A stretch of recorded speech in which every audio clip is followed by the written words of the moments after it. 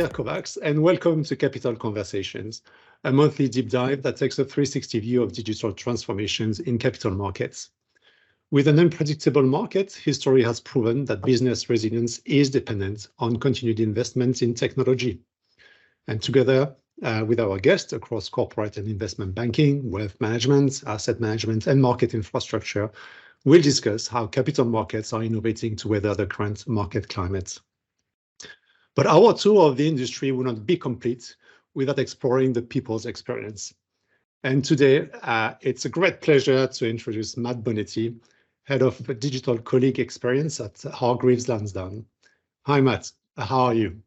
I'm very well, thank you, Pierre. Thank you very much for inviting me on. It's lovely to talk to you again. Thanks for joining. And before delving into your current role, could you tell us a bit about your background and what led you to your current role at HL? Yeah, so I've worked in finance and IT for most of my career. I actually started out trying to train to be an actuary when I left university. So by training, I'm a maths geek. And then gradually as time passed and as I got into technology, I became a software geek, I suppose. I'm a software engineer by trade. Then kind of became a manager, I suppose, team leader about 10 years ago.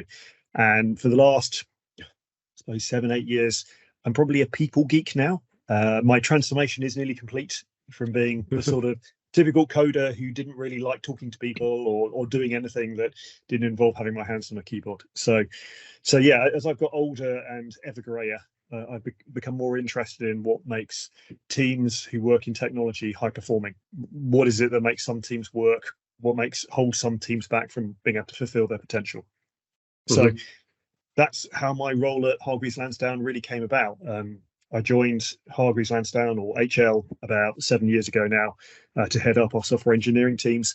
But for the last 2-3 years, I have a slightly different role now, which is thinking more about that team coaching and high performance side of things.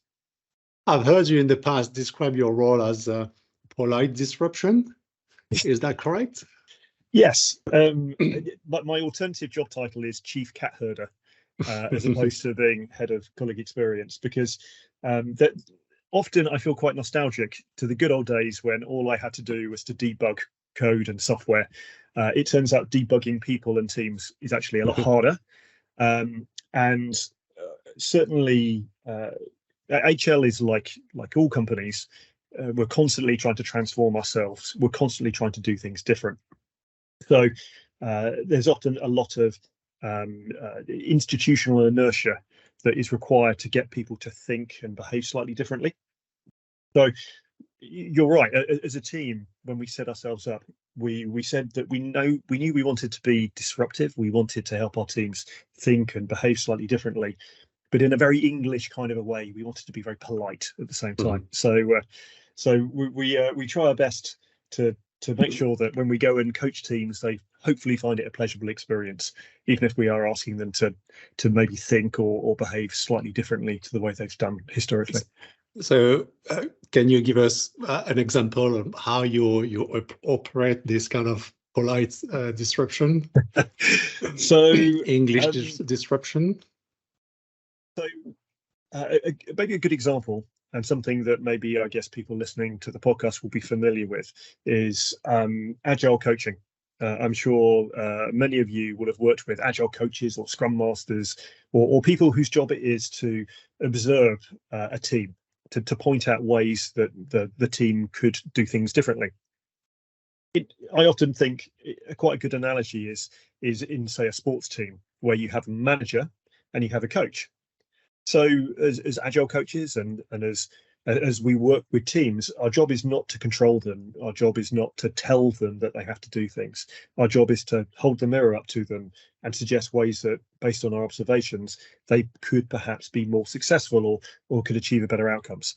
So in the same way as we're not the person in the team who's deciding who's going to play that week. We're not deciding what players we want to sell or buy.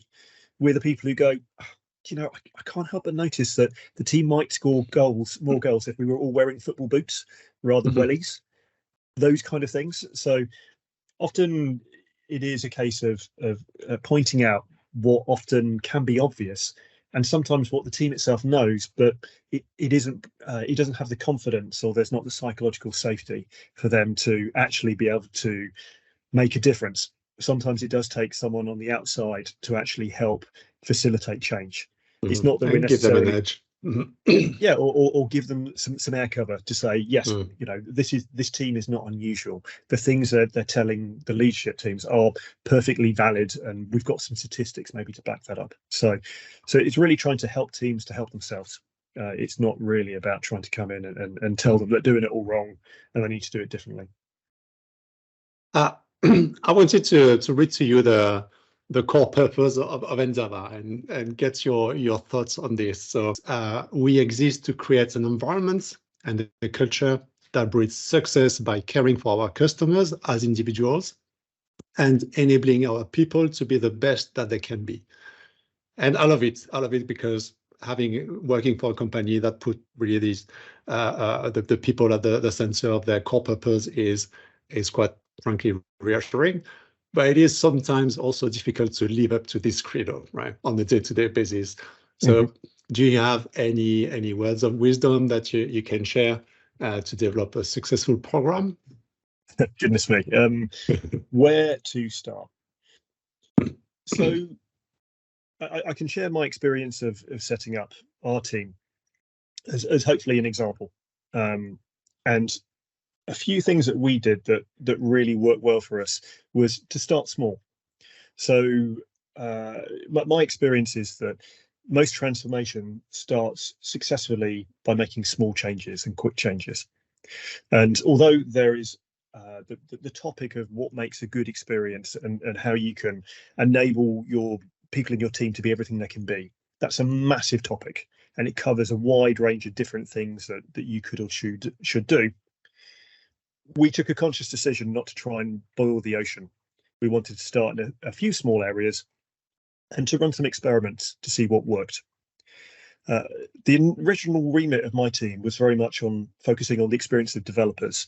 It's grown a bit since then, and I'll maybe come back and talk a bit more about that in a second.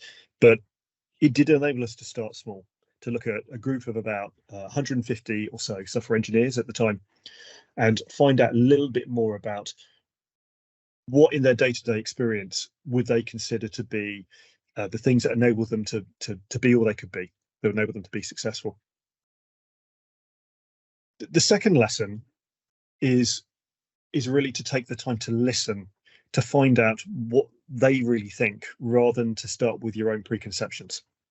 A really good example of that is, I think if you probably asked most people in the leadership team about what they thought was the number one thing that our developers valued in their working experience, they would have all gone, well, it's obvious, mate. They want to know that they can get paid as much as they can. They want more money.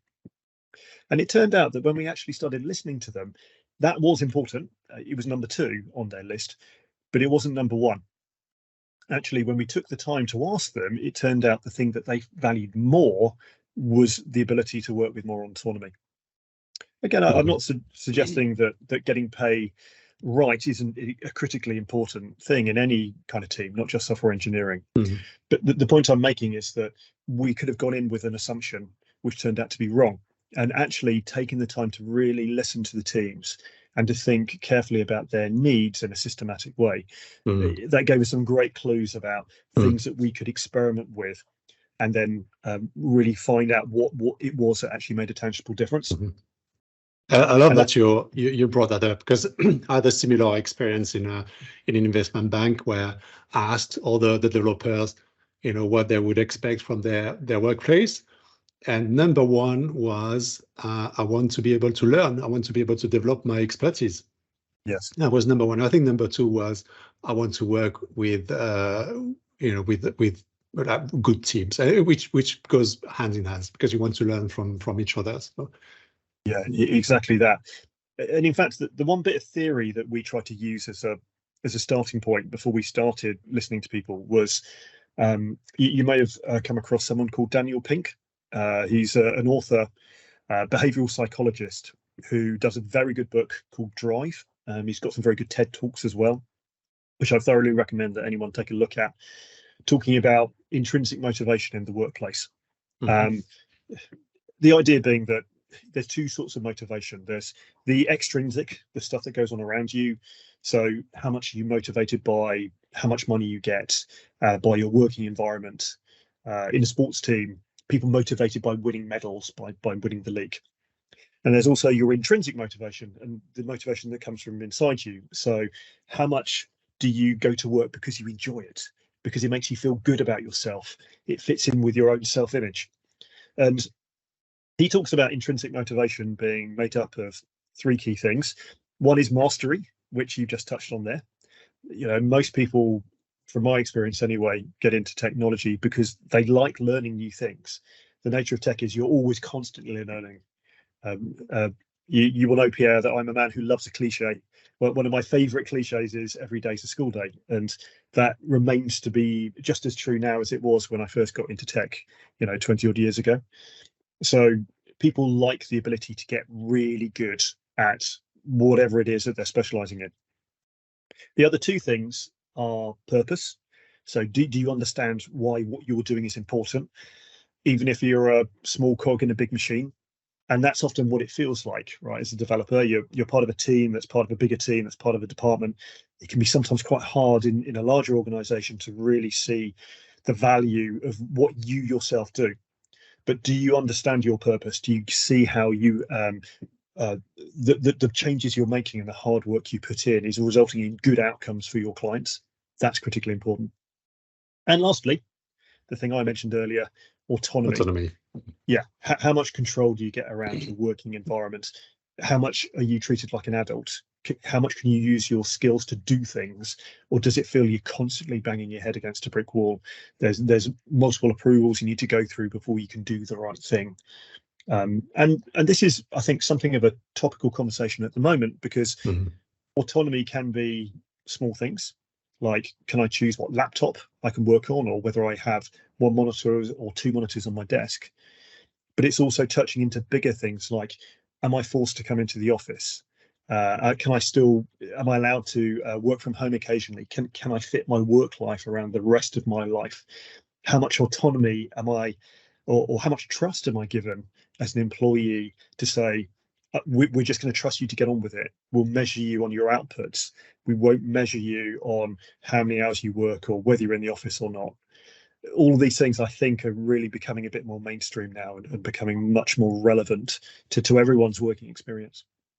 So you feel there's more recognition and awareness around this, or the importance of the topic? Because I know you've been also referenced in a couple, I think, of presentation at the Gartner Application Innovation Summit. So do you feel there's something that you started that is gaining momentum? I can't take any credit for having started this, but I think that it is becoming more of a critical thing that most IT leaders are thinking about for a couple of good reasons. At the Gartner conference, it really struck me that compared to other ones I've been to in the past, the tone was slightly different.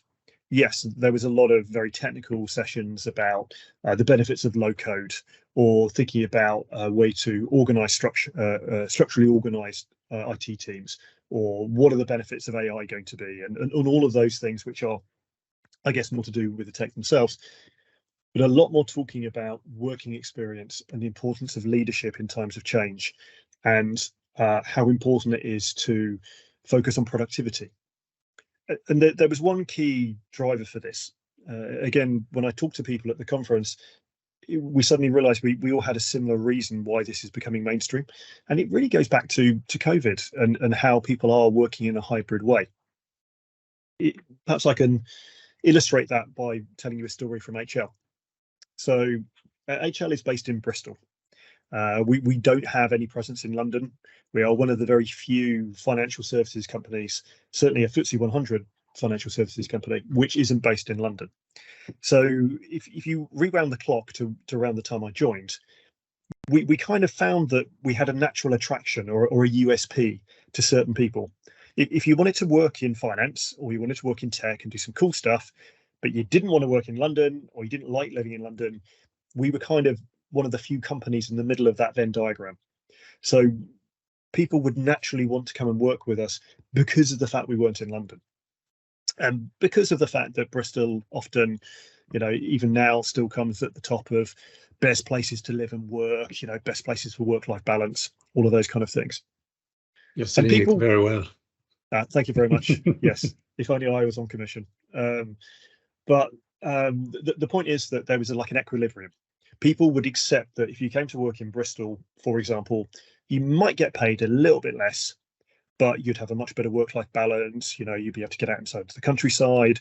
All of those kind of things would kind of counterbalance the fact that you may not get paid as much as you might do working for an investment bank. Now, hybrid working has changed everything. Suddenly, I'm sure we can all think of people who've done this, people who during the pandemic maybe thought, I might just move out to the countryside. And then, maybe I can actually still work at least, the majority of my time out in the countryside. I might have to come into the office in London once a week or a couple of times a quarter, whatever it happens to be. But suddenly it meant that they could still get a much higher salary, but get the work-life balance. So for us as a company, we suddenly realized that actually our USP had been rudely taken away from us. And I remember having a very funny conversation with our CIO, my boss, along the lines of, but Matt, I don't want to have to keep on having to increase developer salaries all the time. You guys are pretty expensive anyway. It's only getting worse. Can you find out for me whether there's other things, intangible things that feed people's intrinsic motivation? Just going to go back to that, which don't involve me having to keep on writing ever larger checks. And that was really the genesis for what caused us to want to find out a bit more about what a good working experience looks like if you're a software engineer. It's really good commercial business. It was starting to hit our bottom line. Suddenly people wake up and take notice when they see attrition rates going up. They see the salary bill of the company going up significantly year on year. It has a tangible commercial reason for wanting to focus on experience, not just money. And this was the theme that came out from the conference. I think people are twigging more and more to the fact that it's not just about the money you earn. It again, it is very, very important. You can get it wrong, but it's hard to get it right. And often what motivates people is not more money. It's all those things I was mentioning earlier around motivation. As a service provider, from Injava, there's on one side, that's what we do internally. And yes, we encourage the leaders to go back to the office to meet with the teams a bit more than during the pandemic. But we're still working globally with a number of clients, and they are in different time zones and different locations. We may have some teams there, but not necessarily the whole team. And do you work with third parties that are maybe not on site, and how is there any based on your experience and what you've done at Hargreaves Lansdown, is there anything that you can also apply to third party providers? Yes, not specifically about third parties specifically, but people who are not as part of the head office. There's actually perhaps a good story I can share here too.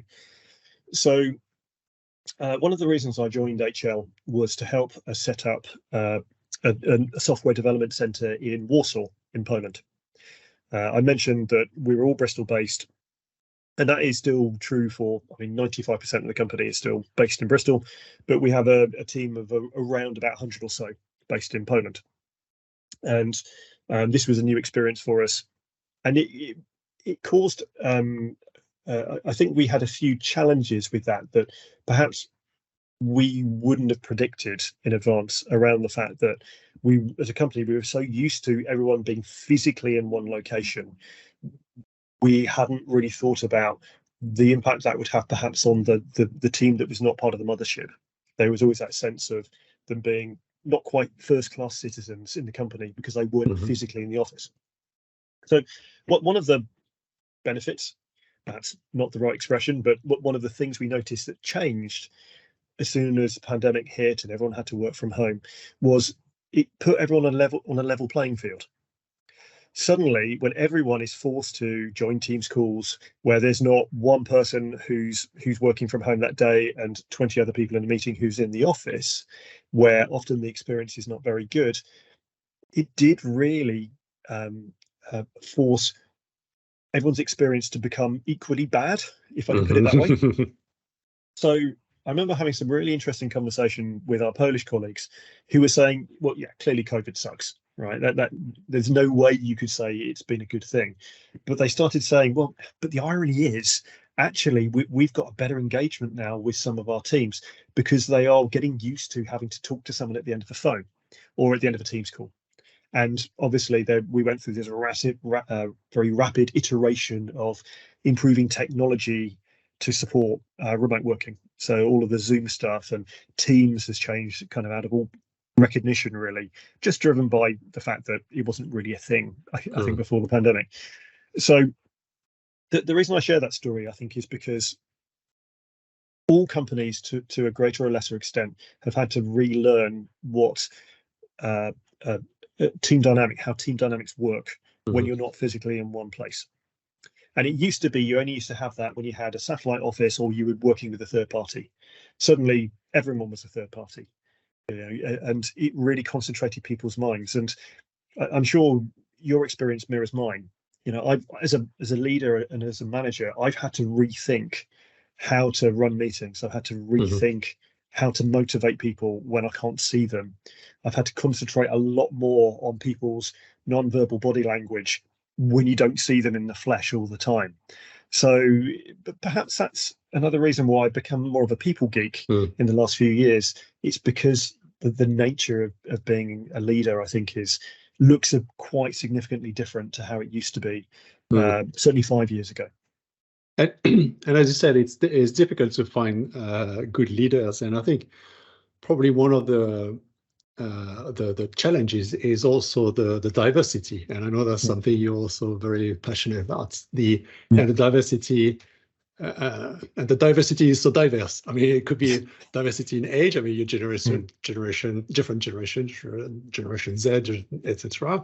Could be, well, obviously gender, background, culture or the cultural background, etc. So, how do you deal with that? Well, internally, but also with the different client profiles of in wealth management that are clients of Hargreaves Lansdown. Yes, yeah. There's some good stories perhaps I can tell you there. I might start with the last one first because I think it might explain the others as well. So Hargreaves Lansdown has near on 1.8 million clients now, all based in the UK, and our clients are becoming increasingly diverse. I think perhaps we all have a picture in our mind when we think about someone who might be interested in pensions or investing. We might think about them being predominantly male, predominantly older, getting closer to retirement. We might think about them being predominantly wealthy.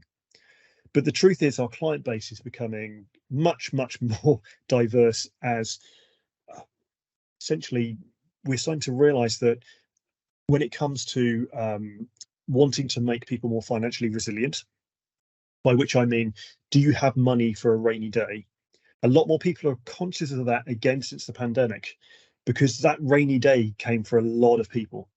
A lot of people suddenly found that either because their company they work for went bust, they may have had to be working in reduced hours. Suddenly, it was a very tough time for people economically, and that has not gone away. Clearly, we are still in the cost of living crisis. So, as a company, we really think about part of our purpose is to really help people become more financially resilient, and that's not just about the traditional. I've got spare money. I want to be able to maximize my return. We're really dealing with clients who are much more interested in thinking about how they can be more resilient to meet some of the challenges that life throws at you. A good example actually is myself. I'm the proud father of 18-year-old twins who are now leaving home. And although on the one hand, I think, oh, that's great. I don't have to worry about having to feed them and clothe them and put them on top of the house. I'm now suddenly thinking about, oh, how am I going to be able to pay for their university fees? What if they want to one day get on the property ladder? How I might be able to help them? This is really the challenge that society is facing now. So I say that as background because we spend a lot of time thinking about how we want HL to try and represent the diversity of our clients. We think it's really important and will result in much better outcomes for our clients if we can look around our teams and see the same breadth and depths of age, of gender, of ethnicity, whatever it happens to be. We need to make sure that our company represents the diversity of our clients. So let's deal with the elephant in the room. We both work in a company, technology, which is not as diverse as it should be. I have lost count, as I'm sure you have too, of the amount of times I find myself in a room surrounded by white, middle class, grey-haired old fools like myself. And some of these systematic problems can take a while to change, but it doesn't mean that it's not worth our time and effort to make it so. So thinking about how we've tried to improve that diversity, we've realised that it really starts at the beginning.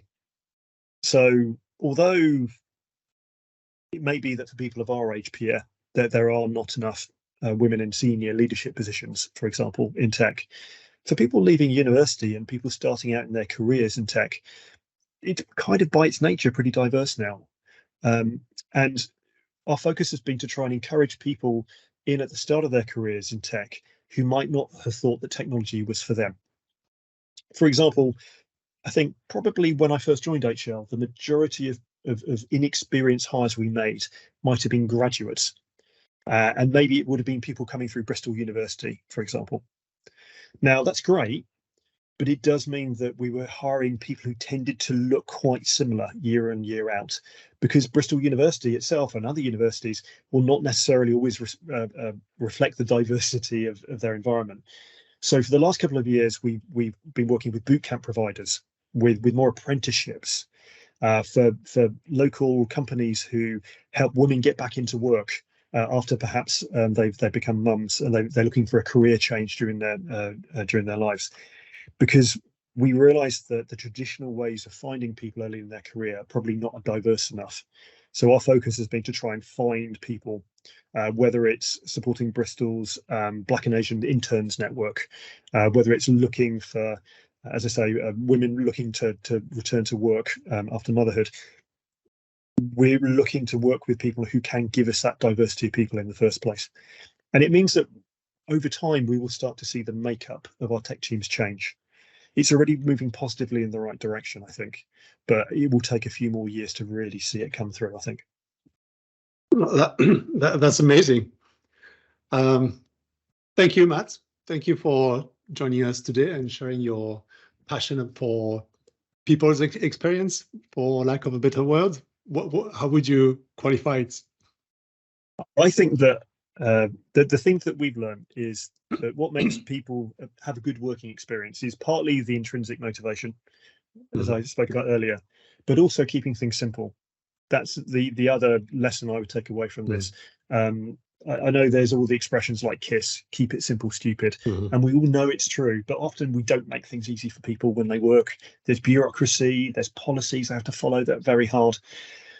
So yes, although we are very much focused on the working experience of people in tech, we've also found that what we've been able to improve benefits everyone across the company.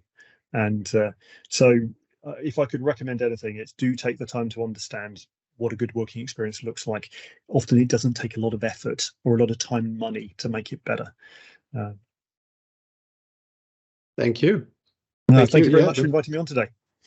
And to our listeners, thank you for tuning in to another episode of Capital Conversations. Stay tuned for more conversations at the crossroad of capital markets, technology, and people. Until next time.